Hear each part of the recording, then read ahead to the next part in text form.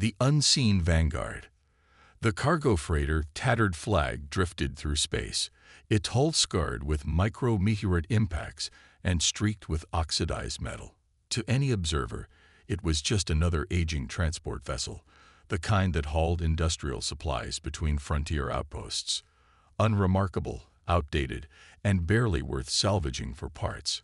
Captain Maya Chen sat in her command chair, boots propped on a console that appeared to be held together with repair tape and optimism.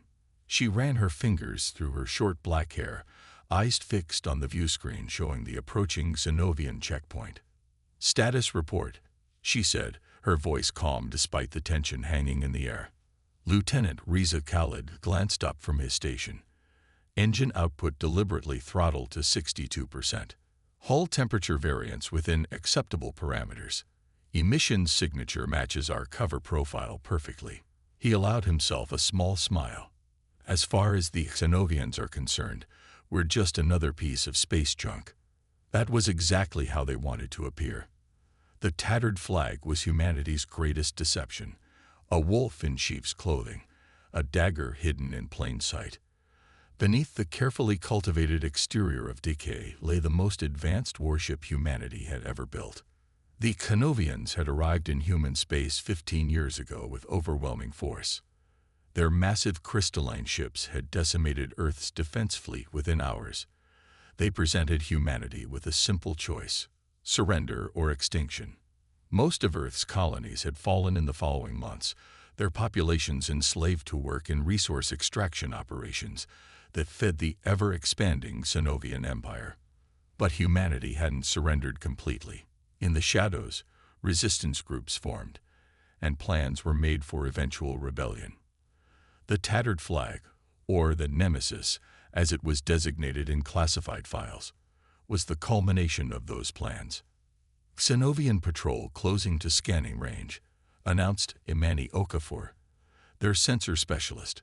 Her fingers danced across her console, making minute adjustments to their emissions profile. They're running standard protocols. Maya nodded. Maintain current heading and speed. Everyone remember your roles.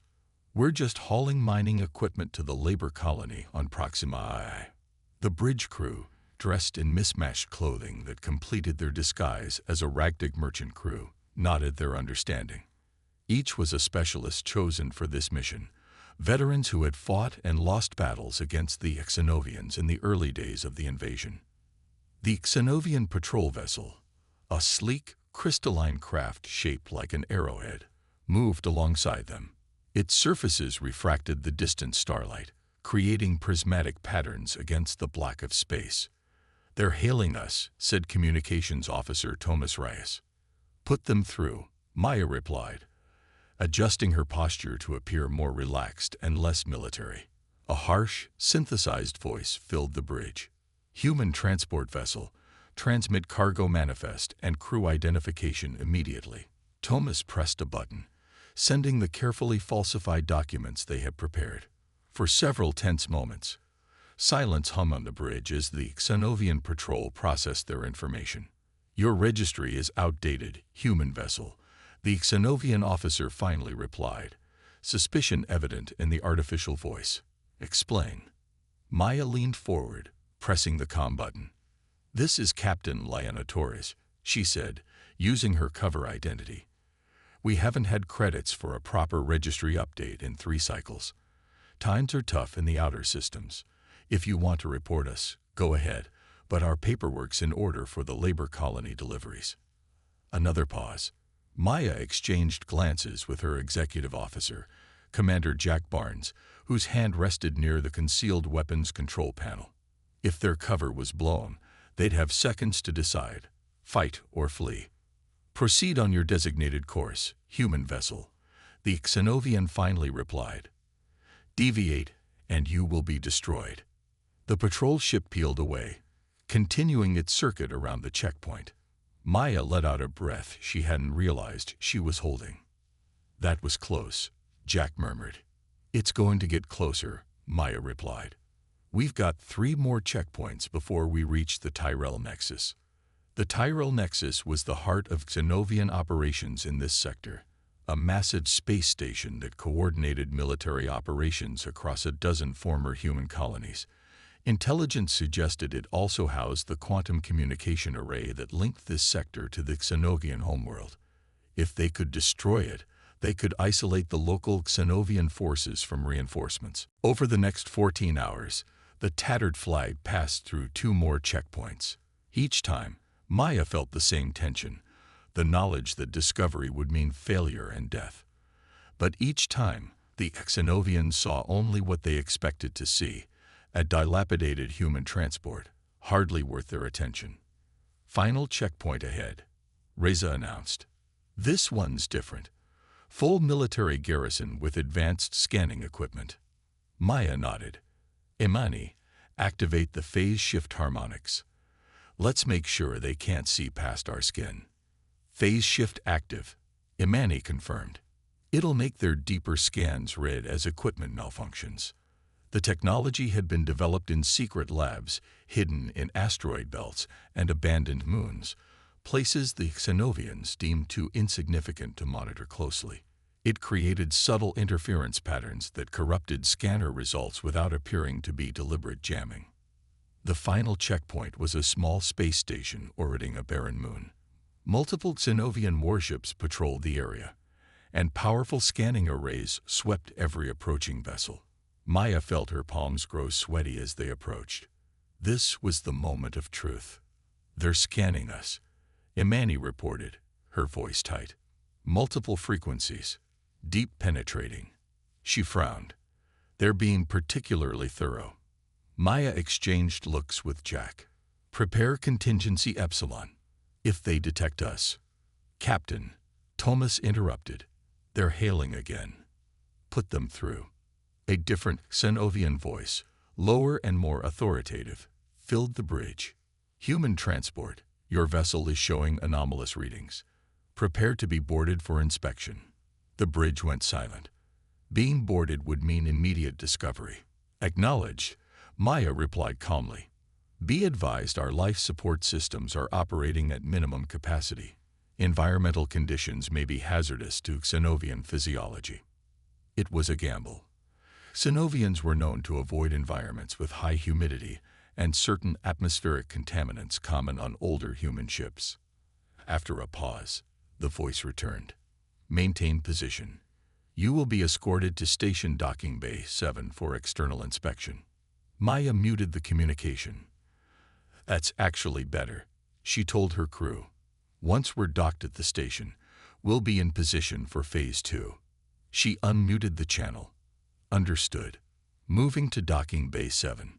The tattered flag was guided into the station's massive docking area, surrounded by Xenovian patrol craft. As they approached the assigned bay, Maya could see Xenovian inspection teams waiting, their crystalline environment suits glinting under the harsh lights. Everyone to battle stations, Maya ordered quietly. Activate all systems on my mark.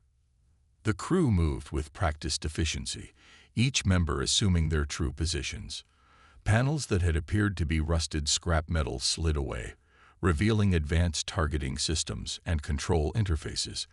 The bridge, which had seemed cobbled together from salvage, transformed as holographic displays activated and command systems came online. Weapons hot but concealed, Jack reported. All systems ready. Maya nodded, her eyes fixed on the approaching Xenovian inspection team. Now we wait for the perfect moment. Once we're inside their security perimeter, Operation Nemesis begins. Through the viewports, the massive structure of the Tyrell Nexus came into view, an enormous crystalline construct webbed with energy conduits and docking platforms. Dozens of Xenovian warships were moored at various points around the station, their crews unaware that the enemy they had fought defeated was about to strike at their heart. For Earth, Maya whispered, and for everyone they've taken from us. The tattered flag completed its docking sequence, the magnetic clamps engaging with a dull thud that resonated through the hull. Now they were exactly where the Xenovians least expected a human warship to be, inside their most secure facility, with their defenses pointing outward. Maya checked the chronometer. They had approximately 5 minutes before the inspection team would breach their airlock. 5 minutes to prepare for the moment when the disguise would fall away, and the true nature of the tattered flag would be revealed. "Begin the countdown," Maya ordered. "It's time to show the Xenovians that humanity isn't beaten yet. Vengeance unleashed." The Xenovian inspection team approached the airlock of what they believed was a decrepit human freighter. Their crystalline environment suits caught the harsh light of the docking bay, sending prismatic reflections across the metallic surfaces. 6 of them, heavily armed despite this being a routine inspection, moved with the arrogant confidence of conquerors who had never known defeat. Inside the ship, Captain Maya Chen watched their approach on a monitor. "Status report," she demanded, her voice tight with controlled tension. "All systems ready," Jack Barnes confirmed. "Weapon capacitors at full charge. Shields primed but inactive. Troops in position." Maya nodded. "Begin silent countdown." Mark. A timer appeared on all stations. 30 seconds. The crew moved with precision, each person knowing exactly what to do when it reached 0. "What are the odds we make it out of here alive?" Riza asked quietly. "Better than Earth had," Maya replied grimly. The Xenovian team reached the airlock. The lead inspector extended a crystalline device toward the control panel, preparing to override the lock. 3, 2, 1. Jack counted down. "Execute Nemesis," Maya commanded. In an instant, the tattered flag transformed. Hidden panels along the hull slid open, revealing weapon ports that had been concealed beneath layers of false plating. The ship's power signature, which had been deliberately suppressed, surged to full capacity. Internal lights shifted from dingy yellow to combat red.